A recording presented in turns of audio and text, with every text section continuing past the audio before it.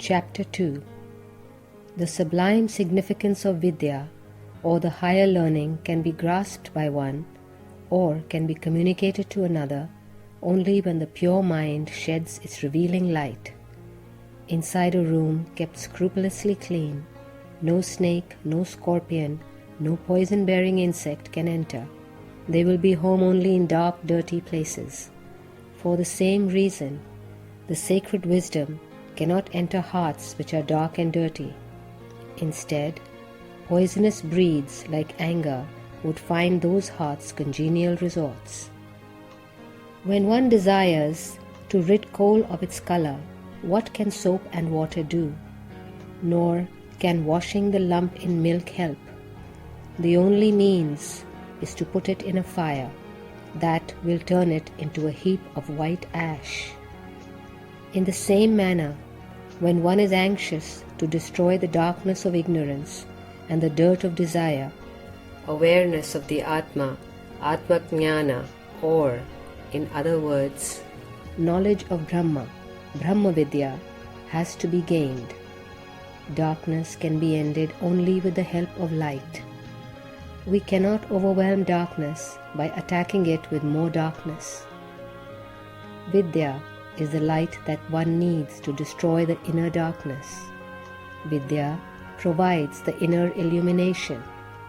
Vidya is the authentic Purushottam Yoga, the yoga of the Supreme Person defined in the Gita, the knowledge of the Supreme, the higher learning, the Vidya. This yoga cannot be bought for money or acquired from friends or ordered from concerns or companies. It has to be assimilated and won by each one for oneself through steady faith and ardent devotion. The expression, God is nowhere, can remain unchanged. There is no need to confront or contradict it. The only thing necessary is to read the W in where in conjunction with the previous no, so that it becomes God is now here. The negative suddenly becomes positive. Similarly, by merely unifying in one direction the multi-directional vision now directed on the universe, the distinctions and the differences disappear, and the many becomes one. Ramakrishna Paramhamsa, Jayadeva, Gauranga, Tukaram, Tulsidas, Ramdas, Kabir Das, Sharada Devi, Meera, Sakhubai, Mallamma. These had not mastered the objective commentaries and elucidations of the many sciences and scriptural texts. Yet, this day they are adored by followers of all faiths, adherents of all creeds, and natives of all lands. The reason obviously lies in their unshaken faith in the Atma, won through the purification of the mind. Vidya alone conferred on them the purity and the clarity. Those holy persons spoke what they had in their hearts, exactly as they felt or experienced it. Consider, however, the present-day claimants of Vidya. Is it not a fact that not even 1 in a million among them speaks out exactly what he has in his heart? They perform puja to Satya Narayana, Narayana or God in the form of Satya, truth, one day in the year. The rest of the year, every day, they worship Satya Narayana, the God of untruth. The urge for objective scholarship is derived from this type of worship. Can this knowledge deserve to be called Vidya? No, never. Food on the plate, when not consumed by us or given over to some hungry person, but kept unused, becomes foul. So too, when our faults and failings are not corrected, either by our own efforts or by heeding the advice of those sympathetic souls who have succeeded in the cleansing process, imagine what the fate of our lives will be. Like the plate of boiled dal, kept aside too long, life will stink. It seems a father praised the accomplishments of his son and said in conclusion, he has only two little faults.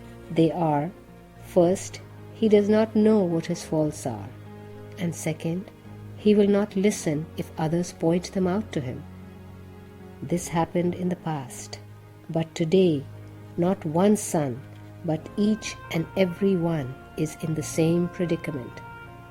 It has become quite natural for every father to complain thus.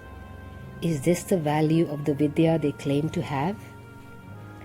But children are by nature very good. The fault lies in the system which confers Vidya on them. Of course, this fact is known to all, but everyone shrinks from the task of reforming it. This is the major weakness.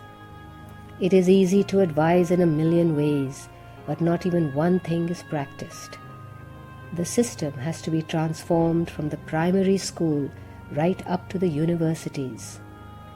This is declared and announced in newspapers, but no one can be seen who transforms it or even points out specifically what are the changes to be effected and how. No one highlights the defects of the system. The truth that spiritual, moral, and behavioral values are the very crown of human achievement is not recognized. When not in office, they write articles and essays on education or indulge in parrot talks from platforms. When the same persons achieve positions of authority, they legislate measures quite contrary to what they had proclaimed earlier. The magnet can draw iron towards itself, but it cannot attract pieces of iron covered with dust and rust. Of course, speeches from platforms are good, only practice is paralyzed. Unless this illness is cured, education and real scholarship cannot manifest its worth.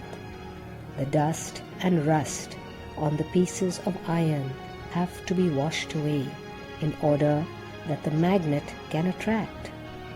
When the mind is thus polished clean, the effect will be, as the poet says, a Mahatma has as his sign one thought, one word, one deed.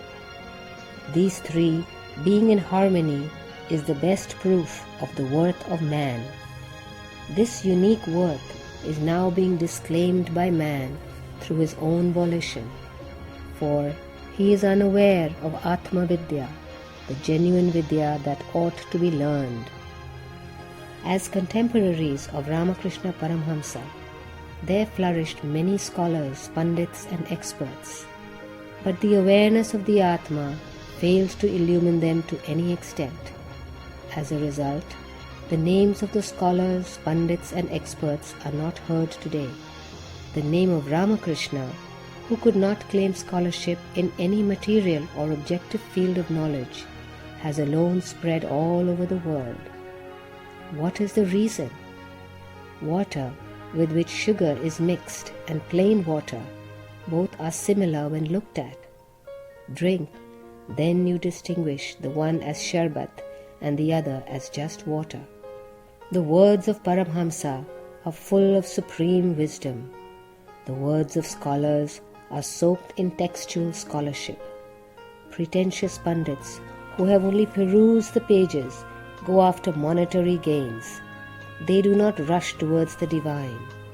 Matchsticks that have fallen into water cannot yield fire when struck, however vigorously you try. Besides, they spoil even the box which holds them. So too, hearts soaked in worldly desires and designs may pour out parrot exhortations, but they can have at best only listeners, not practitioners. They may receive the advice, but they would not accept it or act accordingly. Every event in the world has a special cause that brought it about, namely knowledge. Of course, without things to be known, there can be no knowledge. Knowledge itself is of two kinds, patent and latent, direct and indirect, pratyaksha and paroksha, real and apparent. Pratyaksha or aparoksha, the patent knowledge, is gained through the ear and other sense organs and through the words of others. The paroksha or the latent, the real knowledge, knows no plurality. It analyzes and understands the attractions and objects which haunt the mind. It purifies the mind and widens the vision of the heart.